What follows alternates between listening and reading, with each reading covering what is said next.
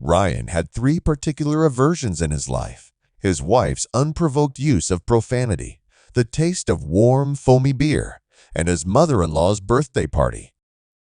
The real challenge came when all three of these components converged on the same day. This occasion, my mother-in-law's birthday, coincided with a Champions League soccer match, leading to a surge of despair. There was no way out of the situation. Getting into an argument with his wife would be futile. Skipping the birthday party was out of the question. It would lead to days of arguments and weeks devoid of intimacy, and Ryan wanted to avoid that scenario. He craved physical intimacy with his wife and always wanted more. That evening, Linda's mother, Barbara, was scheduled to arrive around 7, just a few hours before the game started. They would sit around, drinking tea, chatting about nothing, and he would have to pretend to care. But who would let him watch the game? "Honey, we need to get ready for Mom's arrival. Why don't you chop the vegetables for the salad while I make the tea and sandwiches?" asked Linda, her voice brisk but firm. Ryan sighed, chopping the vegetables with exaggerated precision. "You slice them so neatly. It's like you're getting ready for an art show," Linda teased. "Just trying to make it look pretty." "It is her birthday after all," Ryan muttered. "You never cook like this for me." "It's your mom. She gets special treatment," Ryan replied. "And I'm supposed to eat out of cat bowls, right?" "You're overreacting." Ryan rolled his eyes. "Sometimes I have to overreact." "You're not very affectionate." "Always with a headache." Linda sighed, and at that moment, her phone rang. It was her mom. "She's already on the train." "Hurry up. Why are you taking so long fiddling with the crab sticks?" "Cut them lengthwise, and then into small pieces." "I'm doing that." "You just want to criticize me," Ryan grumbled. "By the way, I have a soccer match tonight, remember?" "What soccer match?" "We're going to sit around the table together and then watch a funny show on TV." "I feel like New Year's Eve," Ryan muttered under his breath and left the kitchen as quickly as possible. "Ryan, will you meet Mom at the station?" "I still have a lot of cooking to do." "I'll meet her." "Like I have a choice," Ryan replied. He grabbed his jacket and muttered to himself, "I should have been late for our first date. I'd be more relaxed now." Slamming the door behind him, he headed to his car. Meeting his mother-in-law wasn't on his list of fun things to do. He'd rather lie on the couch and wait for the game to start. Upon reaching the station, Ryan turned on the radio and waited. 10 minutes later, Barbara appeared, dressed in an elegant blue dress.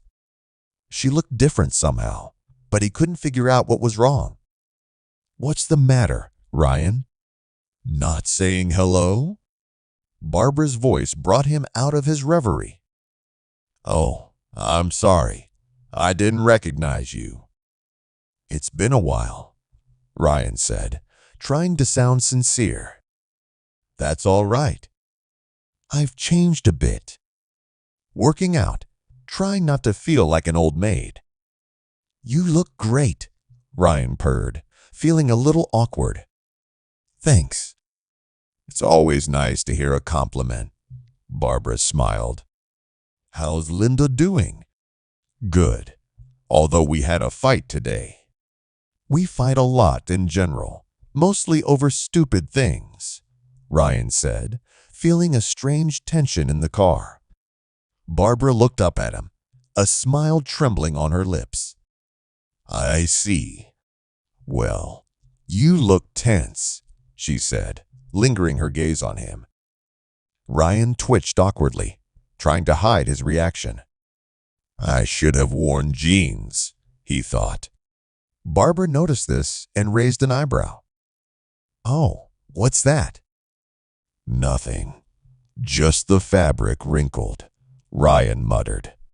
"Let me help you." Barbara reached out and put her hand on his thigh. "No, don't," began Ryan, but his voice was cut short when her warm hand lingered. "Well?" asked Barbara, her voice soft. "You have beautiful hands," Ryan murmured. Barbara's eyes gleamed mischievously. "If you behave yourself, maybe you'll get a refill later," she teased. Ryan cleared his throat. "How long have you been driving?" asked Barbara, her hand still lingering. "You mean at what age I got behind the wheel, right?" Ryan laughed forcedly, trying to steer the conversation in another direction. "Oops, wrong lever," Barbara smirked, removing her hand. When they arrived home, Linda met them at the door. "Mom, you look amazing." That workout really did wonders. Ryan tried to hide in his chair, the newspaper resting comfortably in his lap to hide his reaction. "Ryan, you're not even reading the paper," Linda remarked. "Found some funny jokes in here," he muttered, his face reddening. When Linda and her mom left the room, Ryan breathed a sigh of relief and put the paper aside. He headed into the bedroom to change into jeans, deciding to wash his hands before dinner. The bathroom light was on, and Barbara's voice called out to him, "Come in." This opportunity seemed too good for him to pass up. He entered, closing the door behind him. "Are you washing your hands too?" asked Barbara, her voice low. "Did you lock the door?"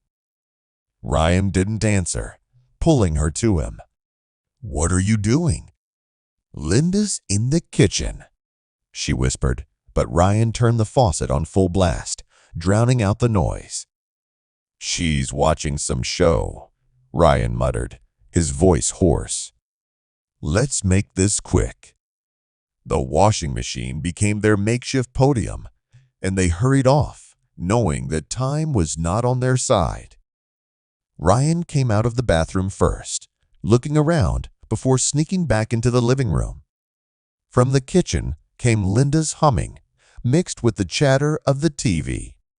They were perfectly fine. Barbara joined Linda in the kitchen a few moments later, her voice bright. "What can I do for you, dear?" "Mom, could you peel the vegetables?" "We need them for the herring salad." "Sure." "You know how much I love herring," Barbara smiled, but her thoughts were preoccupied with what had just happened. Ryan entered the kitchen, his eyes avoiding Barbara's. "Linda, the game is starting." "Mind if I watch while you two keep working?" "We've already talked about this," Linda said, her voice firm. "Mom's birthday comes once a year, Ryan."